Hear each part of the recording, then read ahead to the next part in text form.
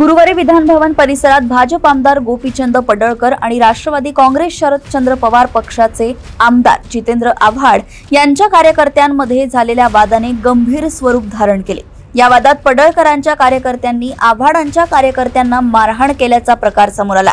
या मारहाणीचा video social मीडियावर व्हायरल झाला असून त्यात पडळकरांचे कार्यकर्ते आव्हाडांच्या कार्यकर्त्यांना मारहाण करताना दिसतायत। या घटनेनंतर रात्री उशिरा पोलिसांनी आव्हाडांचे कार्यकर्ते नितीन देशमुख यांना अटक केली, ज्यामुळे हा वाद आणखीनच चिघळला। या अटकेनंतर जितेंद्र आव्हाड आणि रोहित पवार हे दोन्ही आमदार मरीन ड्राईव्ह पोलीस ठाण्यात पोहोचले। तिथे रोहित पवार आणि एका पोलीस अधिकाऱ्यामध्ये बाचाबाची झाली। एका पोलीस अधिकारी हातवारे करत रोहित पवार यांच्याशी बोलत होता, ते पाहून पवार संतापले। त्यांनी मोठ्या आवाजात त्या अधिकाऱ्याला सुनावले, हातवारे करू नका, आवाज खाली ठेवा, शहाणपणा करू नका, बोलता येत नसेल तर बोलू नका।